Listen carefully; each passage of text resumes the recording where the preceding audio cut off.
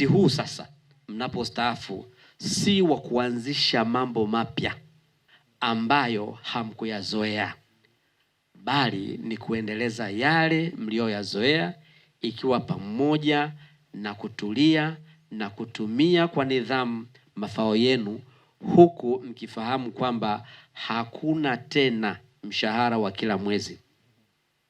Ni matumaini yangu kwamba kupitia majukwaa mbalimbali na kupitia watu wengine waliotangulia kustaafu, mmejifunza na mmeelewa vizuri mbinu na namna ya kuishi kama wastaafu.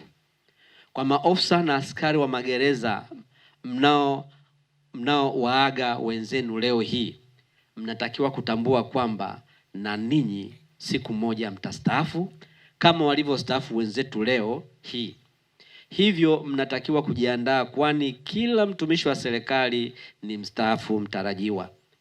Maandalizi mnayotakiwa kuyafanya ni pamoja na kuwasomesha watoto ili kuandaa kwa maisha yao ya baadaye, kuandaa makazi baada ya kustaafu. Pia mnatakiwa kufanya uwekezaji utakaowasaidia kujipatia kipato halali hata baada ya kustaafu kazi. Fanyeni kazi kwa nidhamu, bidii na uadilifu, mkijua kuwa hizi ndiyo silaha za kushinda vita ya maisha ya utumishi na hatimaye kumaliza salama. Hii imeandaliwa na ofisi ya mkuu wa magereza mkoa wa Pwani kwa madhumuni ya kuwaaga kijeshi maafisa wawili wa jeshi la magereza wanaostaafu kazi kwa umri mkubwa kiutaratibu wa jeshi la magereza baada ya kutumika hadi kufikia umri wa kustaafu. Maafisa tunaoaga ni kamishna msaidizi Musa Rashidi Mtimbe na kamishna msaidizi Atanasi Ndowano. Kamishna msaidizi Musa Rashidi Mtimbe amestaafu rasmi tarehe 1 Julai mwaka 2026, siku mbili kabla ya leo.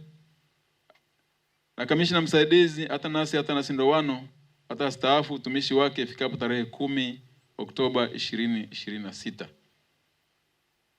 Mheshimiwa mgeni rasmi, chukua nafasi hii kipekee kuwapongeza maafisa wanaostaafu ACP Musa Rashidi Mtimbe na ACP Atanasi Ndowano kwa kulitumikia jeshi la magereza kwa nidhamu hadi kufikia kustaafu na kuagwa kwa heshima kama hivi.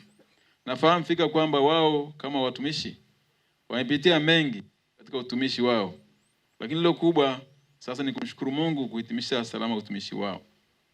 Basi kwa niaba ya Kamishna Jenerali, maafisa, askari na watumishi wasio askari wote ofisi ya mkuu wa magereza mkoa wa Pwani, nachukua fursa hii kuwatakia maisha mema na marefu baada ya kustaafu kwao.